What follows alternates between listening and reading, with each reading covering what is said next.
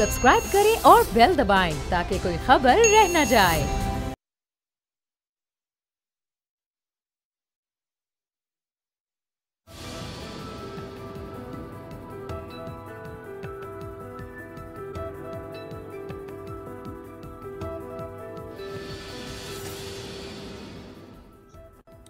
अस्सलाम वालेकुम व्यूअर्स, मैं हूं आपके साथ अमीर अब्बास और आप देख रहे हैं तब्दीली।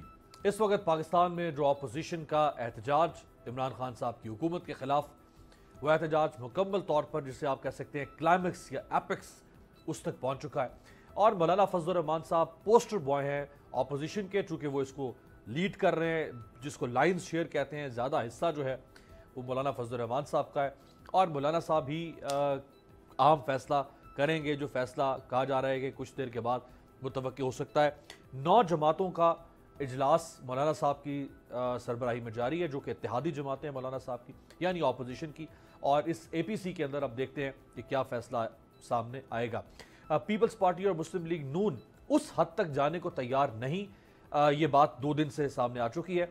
जिस हद तक शायद मौलाना साहब जाना चाहते थे, वो ज़रूर साथ खड़े हैं, वो ज़रूर इमरान खान की हुकूमत के खिलाफ है। ये दोनों जमातें ज़रूर इमरान खान से इस्तीफ़ा मांग रही हैं, लेकिन वो डी चौक में जाना, हाईवेज़ को बंद कर देना, किसी किस्म के तसादुम के रास्ते को इख्तियार करना, इस तरफ ये दोनों जमातें नहीं जाना चाहती। मैं चाहूँगा ज़रा माजी से ग्लिम्स आपको कुछ दिखा दें, क्योंकि एहतजाज बिल्कुल मौलाना साहब का अपोजिशन का हक है और एहतजाज किसी भी जिंदा माशरे की, जिंदा जमहूरियत की पहचान समझा जाता है। लेकिन एहतजाज क्यों हो रहा है, एहतजाज का कॉन्टेक्स्ट क्या है, इसके ऊपर बहस होती है कि अगर वो ठीक है तो फिर एहतजाज भी ठीक है, अगर वो गलत है तो एहतजाज भी गलत कहा जाता है। मौलाना फजल रहमान साहब 4 अगस्त 2014 को इमरान खान साहब ने धरना भी शुरू नहीं किया था, वो 14 अगस्त को शुरू हुआ था। उससे 10 रोज पहले मौलाना साहब का क्या मौक़िफ़ था, दिखाएं सर। ये 1 साल अभी नहीं गुजरा है और इन हालात में इस किस्म की सूरत हाल पैदा करना, ये खुद एक गैर जमहूरी सोच की अक्कास है और कोई मुझे समझ में नहीं आ रही कि इनके ज़हन पे क्या सवार है। राइट जी, यानी अभी ये हुकूमत भी कह रही है कि जी हमारा भी अभी 1.25 साल हुआ है। नवाज शरीफ साहब की हुकूमत को भी 1.25 साल हुआ था जब इमरान खान साहब निकले थे। ये हुकूमत कह रही है कि जी 1.25 साल हुआ है, तो इतनी उजलत आखिर क्यों है। यूसुफ रजा गिलानी साहब जब वज़ीर आज़म थे 2010 में, उन्होंने क्या फरमाया, और जब नवाज शरीफ साहब वज़ीर आज़म थे उस वक्त उन्होंने क्या फरमाया, क्योंकि यूसुफ रजा गिलानी साहब के खिलाफ ज्यादा एहतजाज मुस्लिम लीग नून कर रही थी, शहबाज शरीफ बड़ा प्रोटेस्ट कर रहे थे।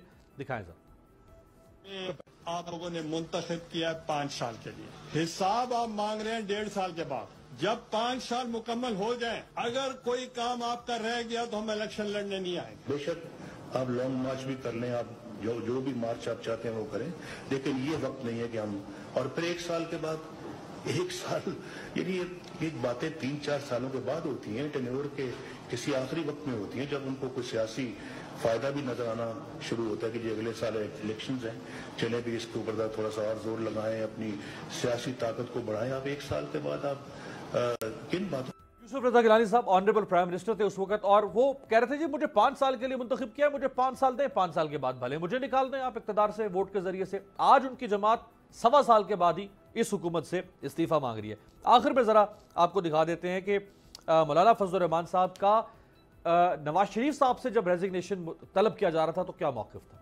कहना जो वज़ीर आज़म मुस्ताफ़ी हो जाए, ये क्या रिवायत। इसका तो माना यह है कि कल अगर आपकी हुकूमत होगी और कोई पार्टी आएगी कि जी इस मसले पर कमीशन कायम हो, तो साथ में कहा जाएगा कि इसको मुस्ताफ़ी भी होना चाहिए। कल अगर किसी की भी हुकूमत कायम हो तो फिर इलेक्शन की तो जरूरत नहीं है, फिर तो इस्लामाबाद में 2-4 लाख लोगों को ला के बुला लो और इक़्तिदार हासिल कर लो। हम डटे हुए हैं और वाज़ेह तौर पर कहना चाहते हैं कि 100 साल भी यहाँ खड़े करते सरते रह जाओगे, वज़ीर आज़म इस्तीफा नहीं। हुकूमत की भी है, हुकूमत की मुखालफत भी की है, इसका एक तवील तजर्बा से हम गुजर कर यहाँ आए हैं। इस किस्म की हरकतों का एक संजीदा मुमलकत में कोई गुंजाइश नहीं। राइट जी, मेरे साथ जो 3 मोतबर ऑनरेबल शख्सियात मौजूद हैं, अब्दुल गफूर हैदरी साहब जमीयत उलमा इस्लाम से, आपका बहुत शुक्रिया। निसार खोड़ो साहब honourable member Pakistan peoples party, और शौकत यूसुफ ज़ई साहब सूबाई वजीर खैबर पख्तूनख्वा हमारे साथ मौजूद है। शौकत साहब आपका भी बहुत शुक्रिया। हैदरी साहब, आपसे, बाकी तमाम मेहमानों की इजाज़त से आपसे शुरू करना चाहूँगा।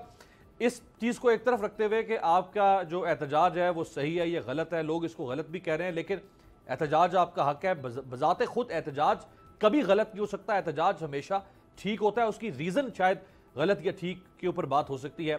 लेकिन फर्क तो एक है, जो आज मौकिफ है JUIFA का और जो माजी में मौकिफ था JUIFA का।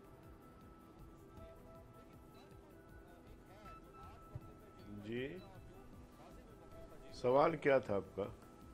मेरा सवाल यह है, आपको तो अगर आवाज नहीं पहुंच रही कि जी मेरा हैदरी साहब सवाल यह है कि जो आज मौकिफ है JUIFA का कि 1.25 साल के बाद इमरान खान साहब से इस्तीफा मांगा जा रहा है, लेकिन जब इमरान खान साहब 1.25 साल के बाद इस्तीफा मांग रहे थे नवाज शरीफ साहब से, तो उस वक्त JUIFA का मौकिफ जो है वो कुछ और था। ठीक हो गया, ठीक। सवाल आ गया समझ में, अब जवाब सुन लीजिए। एक तो मुश्किल ये है कि एंकर खुद जो फरीक बनता है जब ना, फिर उसमें मसला ज़रा गड़बड़ हो जाता है। उम्मीद है कि आप फरीक नहीं बनेंगे। पहली बात तो ये है कि नवाज शरीफ और इस हुकूमत का फ़र्क ये है, बुनियादी फ़र्क ये है कि वो मुंतखब हुकूमत थी और ये धांधली का पैदावार हुकूमत है। तो वो जायज़ हुकूमत थी और ये नाजायज़ हुकूमत है। इसलिए पहले रोज़ यानी 2018 25 जुलाई को इंतखाबात का ढोंग रचाया जाता है, तो 26 जुलाई को इस वक्त जो अपोजिशन में जमातें मौजूद हैं उन सब ने बैक आवाज़ कहा कि तारीख़ की बदतारीख धांधली हुई है और इन नताइज को हम तस्लीम नहीं करते। तो लिहाजा उस हुकूमत में और इस हुकूमत में आप ये फ़र्क जानिए। आप ये न कहें कि वो मुंतखब हुकूमत थी तो 1.5 साल बाद उसके पीछे रोला शुरू हो गया और ये भी मुंतखब हुकूमत है। ये मुंतखब हुकूमत नहीं है, ये सिलेक्टेड हुकूमत है। अच्छा, आपने कहा कि जी वो मुंतखब हुकूमत थी और ये मुंतखब हुकूमत नहीं है, तो बुनियादी फर्क ये है, उस वक्त उस हुकूमत के खिलाफ पीपल्स पार्टी कह रही थी धांधली हुई, तहरीक इंसाफ वोट बैंक के लिहाज से दूसरी बड़ी हुकूमत थी, कह रही थी धांधली हुई, PMLQ कह रही थी धांधली हुई। तो इल्जाम, आज भी इल्जाम है ना, अभी तक साबित तो नहीं हुआ कि ये हुकूमत जो है वो धांधली ज़दा है, ना उस हुकूमत के खिलाफ साबित हुआ था कि वो धांधली ज़दा है, लेकिन इल्जाम था 4-5 जमातों का कि नवाज शरीफ धांधली से आए। आज भी आपका एक इल्जाम है, ना वो साबित हुआ था ना अभी तक आपका साबित हो सका। देखें, PTI ने सिर्फ 4 हलकों के ओपन करने का कहा, पूरे मुल्क का नहीं कहा। हमने तो कहा कि पूरे मुल्क में धांधली हुई है और तमाम जमातों ने कहा। इस वक्त जो 9 जमातें मुत्तहिदा पोजीशन में शरीक हैं, इन सब ने कहा कि धांधली हुई है, तो उसमें इसमें ज़मीन आसमान का फ़र्क है। ठीक हो गया। निसार घोड़ो साहब, पीपल्स पार्टी का मौक़िफ़ भी मैंने सामने रखा है, PMLN का मौक़िफ़, चूँकि वो PMLN साथ नहीं है, वरना उनका मौक़िफ़ भी जो उस दौर में था वो आज मुख्तलिफ जगह पे सुनाया जा चुका है। तो पीपल्स पार्टी की एक बात तो आज उसकी लोग तारीफ़ कर रहे हैं कि पीपल्स पार्टी एहतजाज ज़रूर कर रही है, पीपल्स पार्टी इस्तीफ़ा ज़रूर मांग रही है, लेकिन पीपल्स पार्टी शायद एक हद से आगे नहीं जाना चाहती, जो शायद मौलाना साहब कह रहे हैं कि मज़ीद इस एहतजाज को तूल दिया जाए। देखिए, हमने शुरू से एक मौक़िफ़ अख्तियार किया था कि अखलाकी मदद हम करेंगे, हम एहतजाज का हक मानते हैं और हम एहतजाज का भी सपोर्ट कर रहे हैं, मार्च का सपोर्ट कर रहे हैं, क्योंकि मौलाना फजल रहमान साहब ने ऐलान किया था JUI के प्लेटफॉर्म से, तो हमने उनको उसमें साथ दिया। शायद मुझे नहीं मालूम कि ये रहबर कमेटी का मुश्तरका फ़ैसला था या नहीं था, उसमें जाए बगैर भी हमने उसकी आज़ादी मार्च का सपोर्ट किया है और हम हर जगह खड़े दिखाई दे रहे हैं।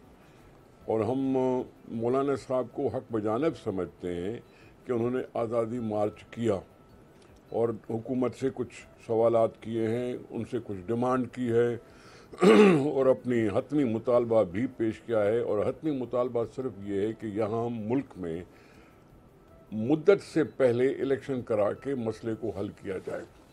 ये क्यों आया?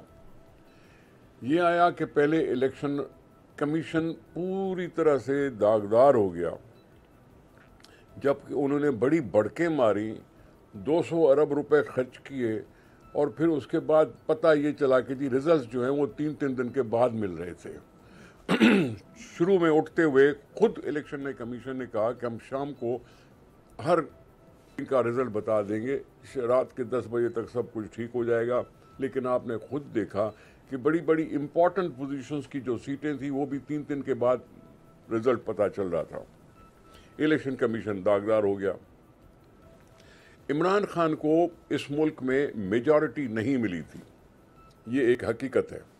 वो मेजॉरिटी के लिए उसको मुख्तलिफ पार्टियों की मदद की दरकार थी, वो अपनी जगह पे होता है, लेकिन उसके साथ इंडिपेंडेंट भी मिला के दे दिए गए कि वो हुकूमत के काबिल बन जाए, बनाने के काबिल बन जाए।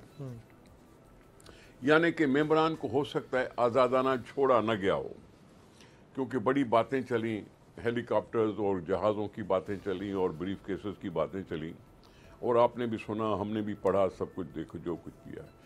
तो एक इसको हम माइनॉरिटी हुकूमत तो कह सकते हैं, मेजॉरिटी हुकूमत कह नहीं सकते, क्योंकि इसकी अपनी जमात की इतनी फॉलोइंग नहीं मिली उसको।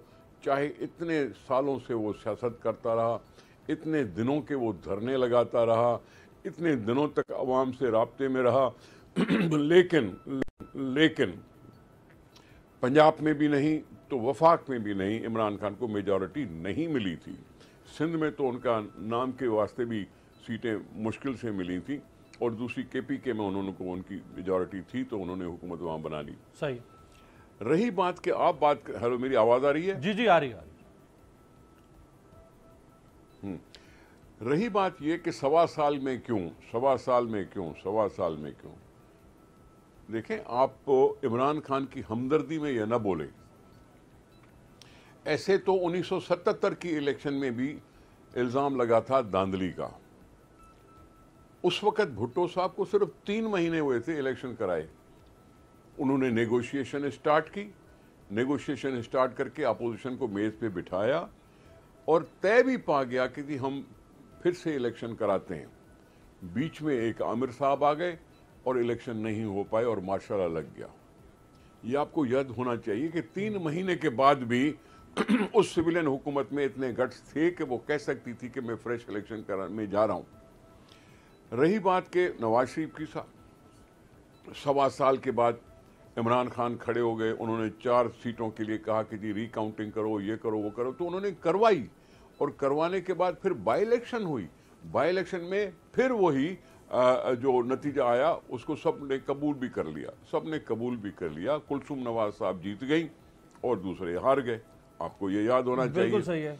इस तरह से इमरान खान साहब की वो जो डिमांड थी 4 हलकों की ओपनिंग की, वो हुई थी। इमरान खान खुद बताया ना कि उन्होंने जब कहा था कि मैं सारी इलेक्शन की रिकाउंटिंग करने के लिए तैयार हूं, तो मैंने उसको कहा था कि कम से कम रिकाउंटिंग के लिए जो वो फी आपने बढ़ा दी है वो तो कम करो। आप सारी जमातों का मौक़िफ़ ये कि ये पूरा इलेक्शन एक रिग्ड हुआ है और इस इलेक्शन को चुरा के और इमरान खान को सिलेक्ट किया गया है। आप 100 नहीं 110% ठीक कह रहे होंगे, लेकिन किसी कॉम्पिटेंट अथॉरिटी ने तो ये बात अभी तक नहीं कही ना कि आप उस कॉम्पिटेंट अथॉरिटी के फैसले की बुनियाद पर कह दें कि चूंकि साबित हो गया है लिहाजा अब इमरान खान किसी कॉम्पिटेंट नहीं एक क्या कॉम्पिटेंट अथॉरिटी इलेक्शन कमीशन थी, क्या वो अपनी उन्होंने गलती मानने का एतराफ़ किया? नहीं किया। उन्होंने कहा नहीं कि हाँ जी हम फौरी रिजल्ट नहीं दे सके, हमारा सिस्टम फेल हो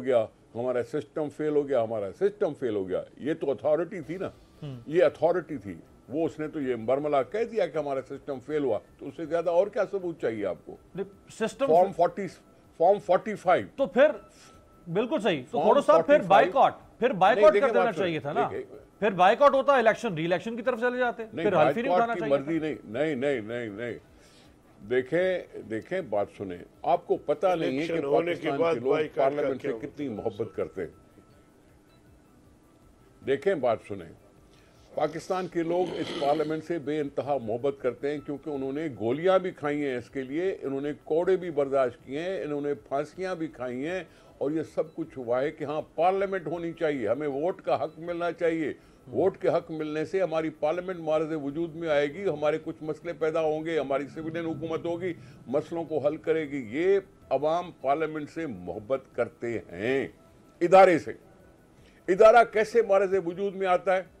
ये है वोट की सैंक्टिटी का मसला। वोट की सैंक्टिटी के साथ खयानत कौन करता है? आपको याद नहीं है कि 2013 में chief election commission Fakhruddin Ibrahim साहब इस्तीफा दे के चले गए थे? आपको याद नहीं है कि इलेक्शन कमीशन ने इस 2018 में इलेक्शन में अपनी नाकामी तस्लीम कर ली थी? आपको याद नहीं है कि चौधरी इफ्तिखार साहब मुख्तलिफ पोलिंग स्टेशन पे जाके बैठे थे और उन्होंने, उनका क्या काम था चीफ जस्टिस का, जबकि इलेक्शन कमीशन का ये काम था। आगे भी बढ़ना है, लेकिन देखिए थोड़ी सी वजाहत होनी चाहिए ना, थोड़ी सी वजाहत, ताकि समझ आ सके ना, लोगों को समझ आ सके एक पॉइंट कि अगर आप इस हुकूमत को, इमरान खान साहब की हुकूमत को, धांधली ज़दा हुकूमत, इस यानी इमरान खान की अक्सरियत को जो भी उसको मिली है उसको धांधली ज़दा समझते हैं, सिलेक्शन के जरिए से समझते हैं, तो फिर तो एक तो ये कि जी बायकॉट यानी हल्फी ना उठाया जाता। अच्छा, फिर आप कहते हैं कि नहीं, क्योंकि पार्लियामेंट पे लोगों को एतमाद है, लोग पार्लियामेंट से मोहब्बत करते हैं, पार्लियामेंट को बनाना था। अब अगर पार्लियामेंट बन गई तो फिर पार्लियामेंट को चलना चाहिए। अच्छा, फिर आप कहते हैं कि अगर इश्यूज, एक लम्हे के लिए आपकी इजाजत से आप कहते हैं इश्यूज है, डिलीवर नहीं कर रहा, मेरी भी बात सुन लीजिएगा। बिल्कुल, मैं आपकी तरफ, अगर वो डिलीवर नहीं कर रहा तो फिर यही सवाल, जवाब दूं ना? हाँ बिल्कुल। जब गिलानी साहब से पूछा गया, गिलानी साहब ने कहा 5 साल के लिए मुझे मुंतखब किया गया है। सर, मेरे से बहस नहीं करें, आप सवाल करें, मैं जवाब दूंगा। अब सवाल पूरा कर रहा था ना, अब आप पूरा ही नहीं करने दे रहे थे तो 7 वोटों की, आप सुने तो सही ना, मैं कह रहा हूं इस वक्त इमरान खान को 6 या 7 वोटों की बढ़तरी हासिल है। ठीक है जी, कोई कहते हैं 4 वोट हैं, कोई कहते हैं 6 या 7 वोट हैं, यानी बाकी सारी असेंबली जो है वो अपोजिशन है। ठीक है, जहां आप कह रहे हैं कि अपोजिशन को बायकॉट करना चाहिए, वहां अपोजिशन अपने आप को पेश कर रही है ना कि सारे मुल्क के लोगों को फिर से फैसला करने का मौका दें, फिर से फैसला करने का मौका दें और इलेक्शन को ट्रांसपेरेंट रखें, आज़ाद रखें, फेयर एंड फ्री रखें। हम अपने आप को पेश कर रहे हैं ना, हम कह रहे हैं कि सारे मुल्क को करो। ये थोड़ी कह रहे हैं कि पीटीआई के इलेक्शन, पीटीआई वाले जहां जहां जीते हैं वहां इलेक्शन कराओ। हम ये नहीं कह रहे कि जहां जहां पीटीआई जीती है उसके इलेक्शन कराओ, हम ये नहीं कह रहे, हम सारे मुल्क के लिए कह रहे हैं। आप सारे मुल्क का फिर ज़िमनी सवाल बहुत से उठ रहे हैं, लेकिन मैं बाकी मेहमान फिर इस तरह पीछे रह जाएंगे। उस्मान बसरा साहब, तर्जुमान हुकूमत पंजाब। सवाल मेरे भी है, जवाब भी है। तर्जुमान हुकूमत पंजाब उस्मान बसरा साहब, क्या मौलाना साहब को और ऑपोजिशन को इस वक्त हुकूमत दे सकती है जिससे ऑपोजिशन मुतमईन हो जाए? जी बिस्मिल्लाहिर्रहमानिर्रहीम। टू बी वेरी ऑनेस्ट, मैं आपको बताऊं जी, फजल रहमान साहब को देंगे तो हम तब न जी जब उनकी कोई डिमांड लेजिटिमेट हो।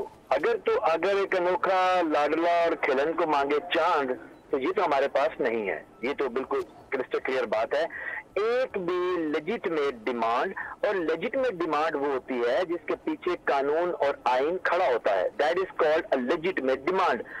डिमांड लेजिटिमेट ये हो सकती है, अगर वो कहते हैं कि इलेक्शन ठीक नहीं है तो वो कहते हैं हम डिमांड करते हैं कि ये हल्कों में इलेक्शन ठीक नहीं, आप इनको, इलेक्शन कमीशन के अंदर हम चले गए हैं, इलेक्शन ट्रिब्यूनल के अंदर हम चले गए हैं, ये सुप्रीम कोर्ट का हमें दरवाजा खटखटा दिया है।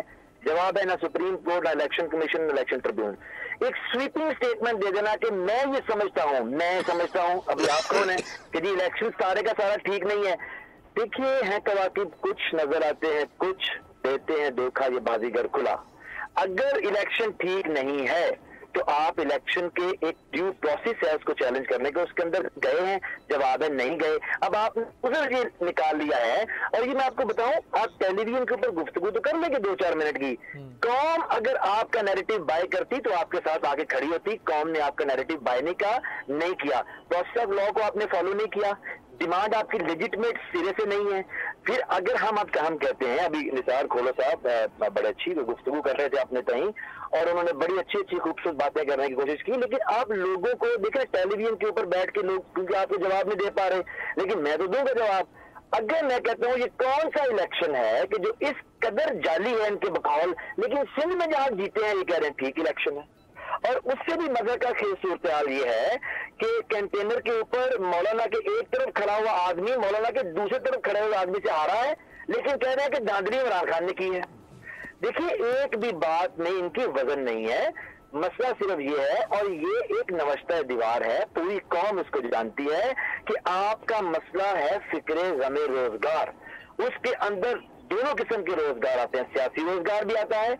असल में इनको खौफ ये है इन तमाम जमातों को कि KPK के अंदर हम इस साथ एस्टिमेट करते रहे, मीडिया भी कहता रहा कि इमरान खान तो फेलियर हो जाएंगे, लेकिन क्योंकि ये इमरान खान के डिलीवर करने की उस जबरदस्त करिश्माती सलाहियत को देख चुके हैं कि 5 साल के बाद उन्होंने KPK के अंदर एक मुआवजा कर दिखाया, उस खौफ की वजह से ये समझते हैं कि ऐसा माहौल पैदा करें पाकिस्तान के अंदर, डिस्टेबलाइजेशन शो करें, पोर्ट्रे करें कि पॉलिटिकल एनार्की है, पोर्ट्रे करें कि हम इलेक्शन को नहीं मानते।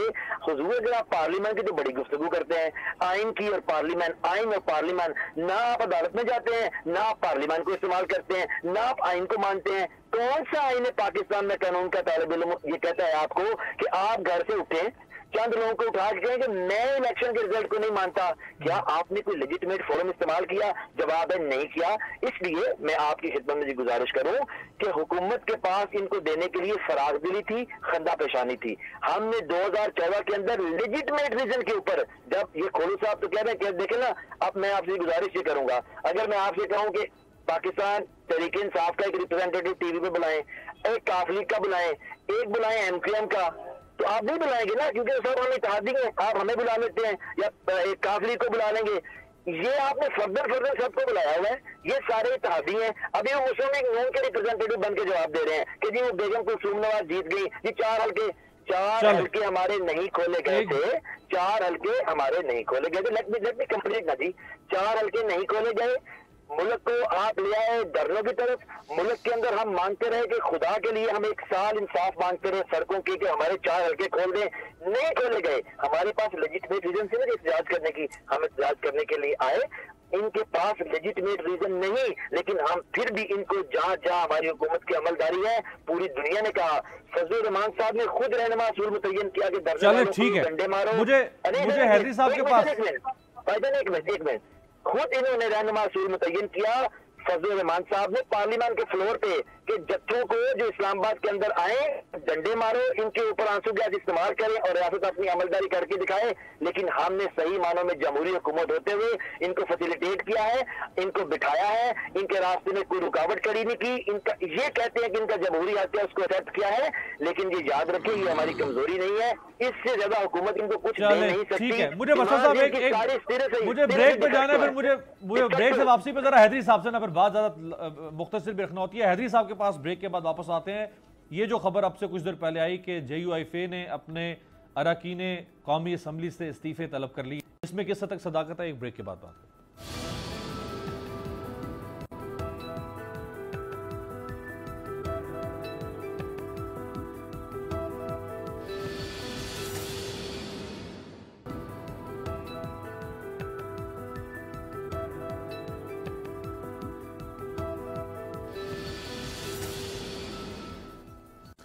ब्रेक के बाद खुशामदीद। अब्दुल गफूर हैदरी साहब, प्रोग्राम से पहले जब हम शुरू कर रहे थे तो खबर आई कि आपने अपनी जो जमात के कौमी असम्बली के अरकान हैं उनसे इस्तीफ़े तलब कर लिए हैं, तो क्या ये मुस्ताफ़ी होने का फ़ैसला यानी बकाया तौर पर इस्तीफ़े दिए जाएंगे स्पीकर कौमी असम्बली को, या सिर्फ इस्तीफ़े लेकर अपने पास रखे जाएंगे, और बाकी जो आपकी इत्तेहादी जमातें हैं उनका इस पर क्या मौक़िफ़ है?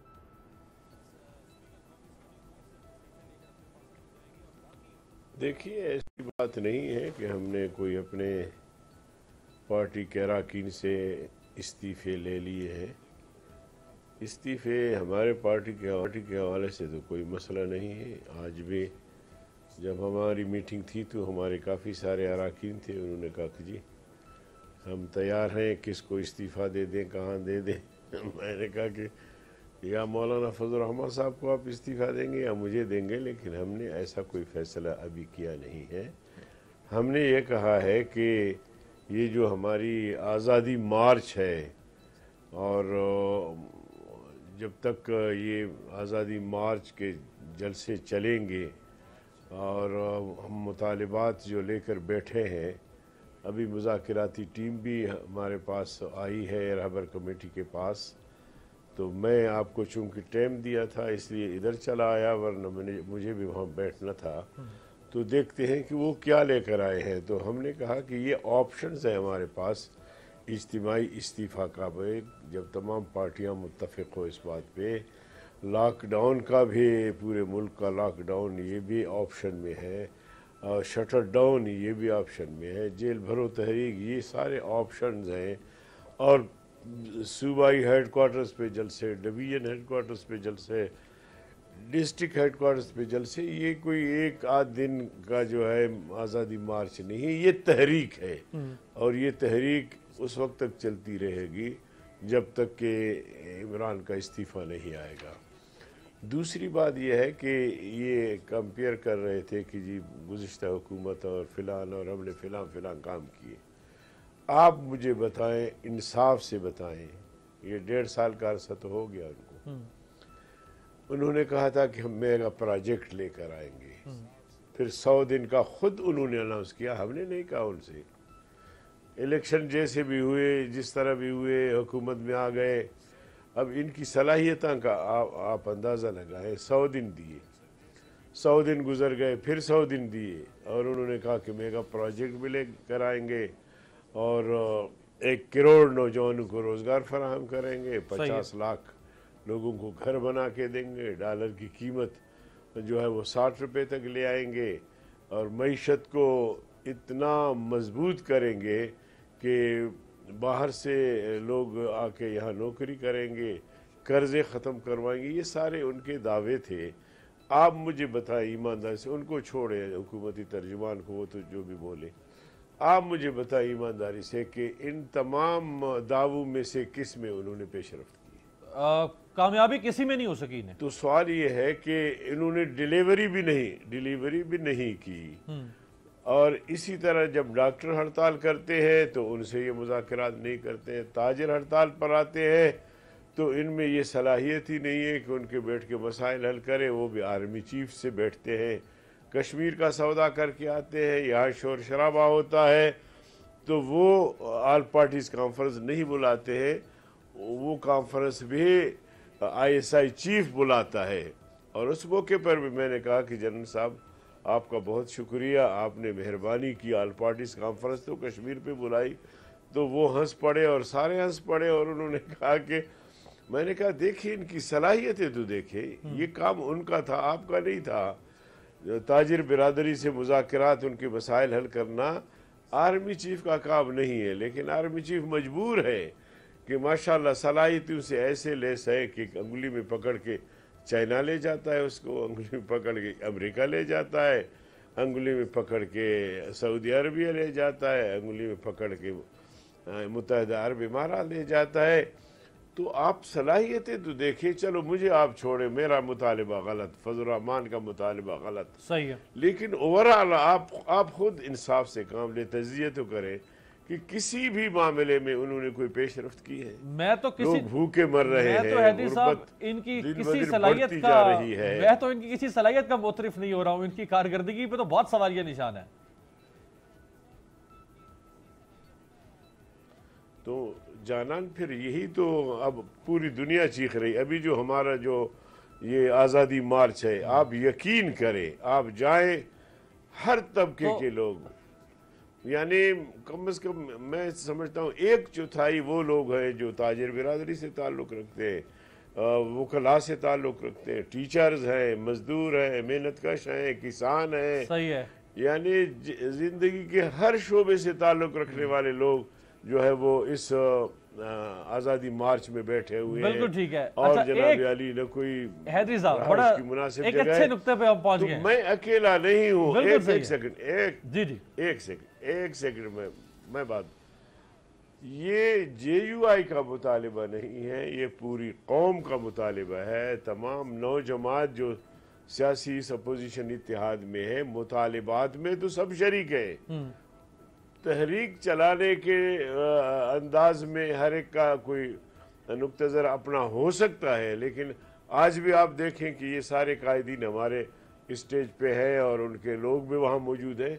तो अर्ज़ करने का मकसद ये है कि अगर ऐसी पोजीशन है तो देखें, जमहूरी दुनिया में अभी लुबनान के वज़ीर आज़म ने इस्तीफ़ा दे दिया जब देखा कि लोग एहतजाज करें। खुद इमरान खान ने कहा कि अगर 5000 लोग भी ये लाकर यहाँ एहतजाज करें तो मैं इस्तीफ़ा दे दूंगा। तो ये सारी सूरत हाल, ये बात है, ये बिल्कुल सही है, ये सारी चीजें अच्छा, आपके सामने है। एक तो है कौम पे रहम किया जाए, बिल्कुल सही। एक है इंतखाबी जिद क्यों, जैसे खोड़ो साहब ने एक सेकंड लेता हूँ। खोड़ो साहब ने जुल्फकार अली भुट्टो शहीद का नाम लिया, बिल्कुल उसने 3 महीने के अंदर अंदर दोबारा इलेक्शन बिल्कुल ठीक है। एक सवाल आपसे, मिड टर्म इलेक्शन हमारे यहाँ हुए हैं बेनजीर भुट्टो साहब। हैदरी साहब एक सप्लीमेंट्री क्वेश्चन आपसे कि ये जिद क्यों? जी। अच्छा, एक धरना हुआ था 2014 में इमरान खान साहब का जो इलेक्शन के ऊपर था, जैसे आज आपका एक इलेक्शन धांधली का मौकिफ है। एक इमरान खान साहब ने एहतजाज शुरू किया था जिसमें पीपल्स पार्टी शामिल थी, जो कि पैनामा के स्कैंडल आने के बाद 2016 में हुआ था। उस वक्त भी तो आप लोग साथ खड़े हो गए थे नवाज शरीफ साहब के, और आप कहते थे कि इस्तीफा नवाज शरीफ क्यों दे, हालांकि उनकी फैमिली जो है वो एक बहुत बड़े स्कैंडल के अंदर जो है वो रैपअप हो गई थी। ये सवाल भी मैं आपसे करता हूं भाई, आप मुझे बताएं कि इमरान खान का धरना था डंडे हाथ में, कभी तो चढ़ दौड़े जनाबे वाला कौमी असेंबली के गेट पर दरवाजे तोड़े, कभी जाके पीटीवी पे कब्जा कर लिया, कभी वजीर आज़म के दरवाजे तक पहुँचे, सिविल सेक्रेटरीट के दरवाजे तोड़ दिए, डांस और नाच और बच्चियों का नचवाना, ये सारी चीज़ें आपके सामने हैं। मैं कोई इल्ज़ाम नहीं लगा रहा, पूरी दुनिया ने देखी। वो कोई धरना तो नहीं था, वो कोई नाच गाना शो था, और पैसे हर एक आदमी को जब बाद में जब यहाँ से चले गए तो हर आदमी को वो रोज़ाना के हिसाब से, चाहे बच्चियाँ थी, लड़के थे या गांव से लोग लाए थे, 1000 रुपये रोज़ाना के हिसाब से देते थे, खाना भी देते, सब कुछ।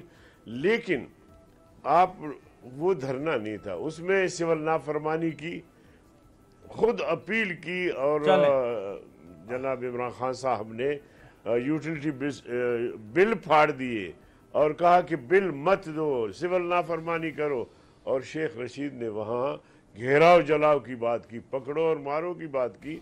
हमारे स्टेज पे तो ऐसी बातें नहीं हुई। बाकी कल तक मैंने अपने अहबाब से कह रहा था कि जिस तरह आप पुरअमन और मुनज़्ज़म रहे हैं, मैं आप सबका शुक्रिया अदा करता हूँ। इसमें कोई शक नहीं कि आपका थोड़ा सा चक्कर लगा के मैं बिल्कुल आया हूँ, 2 दफा हाजिर हूँ आपके पास। नज़्म ज़ब्त बड़ा जबरदस्त आप करा है, इसमें कोई शक नहीं है, उसमें किसी किस्म की कोई शिकायत नहीं, बड़ा जबरदस्त नज़्म ज़ब्त का मुजाहरा हुआ है।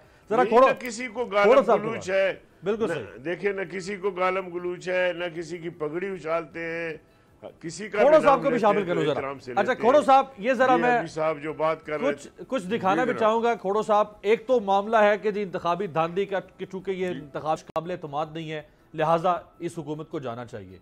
दूसरा मामला है जिधर अभी हैदरी साहब ने जिक्र किया, वो है गवर्नेंस का, कि इनमें कैपेसिटी नहीं है, ये डिलीवर नहीं कर पा रहे हैं। अच्छा, गवर्नेंस का एतराज खुद मौलाना साहब की पार्टी सिंध में आपकी हुकूमत पर करती रही है। ये जरा दिखा दें, यहाँ पे खुद हैदरी साहब साथ तशरीफ रखते हैं और सिंध से इनके लीडर आपकी हुकूमत की कारकर्दगी के बारे में क्या कह रहे हैं। इस पार्टी सिंध के लोगों को कुछ भी डिलीवर नहीं कर सकी। मरसू सिंध न देसू, कोई नौकरी मेरिट पे न देसू, मरसू सिंध न देसू, कोई ट्रांसफर पोस्टिंग बगैर रुश्वत के न देसू, मरसू सिंध न देसू। ओजीडीसी के जहां पर प्लांट लगे हुए हैं उन इलाकों में कोई तरक्याती काम न करेसू, मकामी लोगों को कोई रोजगार न देसू, मरसू सिंध न देसू। रोडों को तबाह करके रख दिया इन लोगों ने, कोई रोड न बनाएसू, मरसू सिंध न देसू। किसी स्कूल में बच्चों को तालीम न देसू, मरसू सिंध न देसू।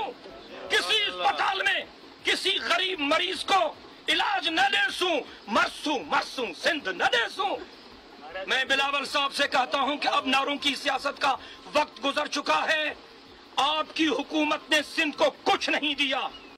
जी खोड़ो साहब, अब गवर्नेंस की अगर बात करें तो ये हैदरी साहब की मौजूदगी में ये सारी बातें की गई हैं, तो गवर्नेंस के तो एतराज हर सूबे में इसी तरह की सूरत हाल है। उधर वसीम प्लस की माशाल्लाह। ये कब की बात है? ये कब की बात है? ये डॉक्टर मरहूम जब जिंदा थे 2013 की बात है। तो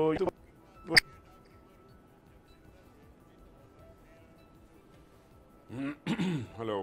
और माशाअल्लाह, तो 1 महीना पहले एक पार्टी बनी बाप के नाम से, और फिर जितवा के उसी को हुकूमत दे दी। ये सारी चीजें जो है हैदरी साहब को दोबारा से, हैदरी साहब की आवाज का प्रॉब्लम है। हैदरी साहब आपको दोबारा से कनेक्ट कर रहे हैं, आपको दोबारा से कनेक्ट करते हैं, आपकी आवाज में प्रॉब्लम आ रही है, थोड़ा सा आप फरमाइएगा सर। जनाब आली, मौलाना गफूर हैदरी साहब ने कुछ अपनी वजाहत की कि ये खालिद महमूद सुमरो साहब की तकरीर थी। मैं सोचा ये राशिद महमूद की तकरीर, क्योंकि उनकी आवाज़ मिलती जुलती है जी, वालिद और बेटे की जो भी है, चाहे राशिद महमूद साहब की हो या डॉक्टर खालिद महमूद साहब मरहूम की हो। हुकूमत पर तनकीद करने का किसने किसको रोका है? असेंबली में तनकीद होती है, असेंबली से बाहर भी तनकीदें होती हैं। इन सारी बातों का जवाब है, इन सारी बातों का जवाब है कि भाई अगर सिंध हुकूमत में कोई कोताही है, दूसरी है वो है, अब कोताही को दूर करो और प्री टर्म इलेक्शन करा लो। मैं एक और जाविये से बोलता हूं, हमारे मुल्क में, हमारे आइन में ज़िया-उल-हक ने आर्टिकल 58(2) भी लगा दिया। वैसे वहां भी उस वक्त भी टर्म 5 साल का होता था, लेकिन उन्होंने अपनी मर्जी की। मोहम्मद खान जुनेजो को टाइम से निकाल के इलेक्शन करने पड़े, बेनी साहबा को एक दफा निकाल दिया 18-19 महीने के बाद, नवाज शरीफ को 2 सालों के बाद निकाल दिया, फिर बेनजीर साहबा को 2.5-3 साल में निकाल दिया, फिर नवाज शरीफ को 20 महीने में निकाल दिया। ये क्या प्री टर्म इलेक्शन नहीं थे क्या इस मुल्क में? हुकूमत पर इल्जाम लगा के असेंबलियां डिसॉल्व करना, हम सब ने कहा कि नाजायज चीज है, क्योंकि पहले डिसॉल्व कर रहे थे, फैसला बाद में होता था, कोर्ट में बाद में जाओ, पहले अपने आप को निकालो। ये कोई इंसाफ नहीं है। कोई रेफरेंस नहीं डालते थे पहले कि जी कोर्ट पहले फैसला करे उसके बाद डिसॉल्व किया जाए, नहीं, पहले समरेरीली उसको निकाला जाता था और फिर प्री टर्म इलेक्शन होते थे। जब वहां 2-2.5 साल में 19 महीने में इलेक्शंस हो सकते थे, तो आज क्यों नहीं? जब इतनी सारी पार्टियां मिलकर डिमांड कर रही हैं कि इस हुकूमत ने अवाम को फेल किया है, और पॉलिटिकल पार्टीज डिमांड कर रही हैं कि अवाम का साथ देंगे हम, और अवाम मांग रहे हैं तुमसे इस्तीफा क्योंकि तुमने जिंदगी अजीरन की है, तो इसमें बुरा क्या है? साहब आप बिल्कुल बजा फरमा रहे हैं। 58(2) के तहत आप सर बिल्कुल बजा फरमा रहे हैं, तो वो सबको कबूल है। आप सर बजा फरमा रहे हैं, का एहतजाज है, अवाम की डिमांड है, तो वो कबूल नहीं। आप बिल्कुल बजा फरमा रहे हैं, लेकिन यही डिमांड जीडीए सिंध में करती है, एमक्यूएम सिंध में करती है, पीएसपी सिंध में करती है, पीटीआई सिंध करती है, सिंध हुकूमत के बारे में। असेंबली भी हो जाएगी ना भाभी, हमारी असेंबली भी खत्म हो जाएगी ना, प्री टर्म इलेक्शन होंगे तो सारे मुल्क में होंगे। हाँ ठीक है, बिल्कुल सही है। बसरा साहब उन्होंने बड़ी जबरदस्त बात कह दी है कि ठीक है अगर इलेक्शन होगा तो सिंध में भी इलेक्शन हो जाएगा। यानी अगर हम इलेक्शन में जाते हैं, अर्ली इलेक्शन में जाते हैं, तो सिर्फ मरकजी इलेक्शन तो नहीं ना, सिंध हुकूमत भी इलेक्शन में जाने को तैयार है। अच्छा मेरे बात भाई, एक तो आपने एक ही, दोनों जमातें जो हैं एक ही पेज के ऊपर हैं, और उनको आप जब टाइम देते हैं, मैं काउंट कर रहा था, मेरे दोनों भाइयों का जो टाइम है वो 14.5 मिनट का टाइम। वो भी नाराज होते हैं अगर उनको टाइम न दे, आप भी नाराज हो जाते हैं। नहीं अमीर वास्तव मैं ये कह रहा हूँ कि नहीं, मुझे इतराज नहीं उनको टाइम देना चाहिए। दोनों जमातें क्योंकि गवर्नमेंट के खिलाफ बात कर रही है ना, तो एक के अंदर है, तो या तो आप एमक्यूएम के लोग भी यहाँ बिठाएं, ला के काफ लीग के भी बिठाएं ताकि बैलेंस हो जाए, वो नहीं हो रहा। लेकिन चलो इसको आगे चलते हैं। देखिए एक तो इलेक्शन अभी अमीर अब्बास साहब, खोलो साहब के बड़े सियासी आदमी हैं, अभी इलेक्शन हार के अल्हम्दुलिल्लाह है, अभी बिल्कुल ताजा, अब खुश नहीं हुई, तो ये तो वो रेफरेंडम है जो उनकी हुकूमत के खिलाफ एन लाड़काना से, जहां से इनको दिखा। अब जरा इससे आगे आगे मैं मौलाना बड़े गफूर हैदरी साहब बड़े हैं और मुझसे उम्र में बहुत बड़े हैं, और क्योंकि दीनी जमात का भी दावा करते हैं और माशाल्लाह बारिश भी हैं, मैं ये समझता हूँ कि इंसान को अपने किरदार गुरूर से बड़ा होना चाहिए, मेरा ये ख्याल है। और अमलन भी ऐसी ही बात है, अभी उन्होंने कहा हमारे धरने के अंदर ऐसा था, बच्चियां नाचती थी, फलान करती थी। मेरे ख्याल है मौलाना आपको ये अल्फाज और इस तरह की एक्विजिशन जेब नहीं देती है। मैं सिर्फ मेरी ये रिक्वेस्ट ये है, ये नेशनल टेलीविजन है ना, ये को आपका कंटेनर नहीं, देखिए अब्बास साहब ये अब जातियात पे उतर आए, अगर आप जातियात पे उतर आते हैं तो फिर ये जुबान तो हम भी रखते हैं, फिर आपकी वाले हैदरी साहब मुझे सुन लीजिए बराए मेहरबानी, मैं आपसे मेहरबानी, मैं आप मुझसे डरे हैं। आपका मैंने न नाम लिया न आपसे कोई बात की। सुनना चाहिए। आप देखिए उस धरने को दुनिया ने देखा, मैंने नहीं देखा। अब आपने मैं तो जाता भी नहीं था। आप लोगों ने देखा कि क्या धरना था तुम्हारा। तो बिल्कुल चुप करवाएं या फिर मैं नहीं बोलता हूं। बेहयाई की वो मिसालें कायम की 14 मिनट के बोले हैं और मैंने नहीं मिलती थी और उसका तुम दिफा करते हो। हौसले पैदा नहीं हो रहा। मैंने तो सारी गुफ्तगू का क्या मतलब, ये किसी का आप पकड़ी उछाले तो खामोश रहे। ये सुनिए, अगर आपने अगर इस तरह की बात करते हो तो बात फिर सुनो भी। घूमने देते ताकि वो आपको एक्सपोज करते। आप दलील से बात करें, आप अपनी कारकर्दगी दिखाएं। वहाँ लोगों को बात नहीं करना दे रहे। अपनी कारकर्दगी दिखाएं। तुम्हारे धरने को दुनिया ने देखा, बात सुनिए ना जी, तुम्हारी रुसवाई को दुनिया ने देखा। अमीर अब्बास उन्होंने कहा कि इस हुकूमत ने इकोनॉमी का बेड़ा गर्क कर दिया। अब मैं इनको कुछ फिगर देने लगा हूँ, ये लिख के ले जाए और अपने कंटेनर पे जाके पढ़े वहाँ पे। आप उसकी बात करें ना, तो आपकी जो सवाल मैंने उठाए उनका जवाब कर गई है। जब से ये फसाद मार शुरू हुआ है, जिसका मकसद सिर्फ पाकिस्तान के अंदर एनआरकी की किसी सिचुएशन को जन्म देना था, आपकी स्टॉक एक्सचेंज जबरदस्त कारोबार किया है। ठीक है, अगर ऑपोजिशन कोई ड्रामा कर रही, गलत तासुर दे रही है कि हुकूमत नाकाम हो गई है, तो हुकूमत जो अपनी कामयाबी का अच्छा तासुर दे रही है, तो वो तासुर कैसे ठीक हो सकता है? अगर वो तासुर गलत है तो हुकूमत की कारकर्दगी भी कोई इतनी जबरदस्त नहीं कि उस तासुर को भी ठीक तासुर कहा जाए। आपसे मुलाकात होगी कल। बहुत शुक्रिया।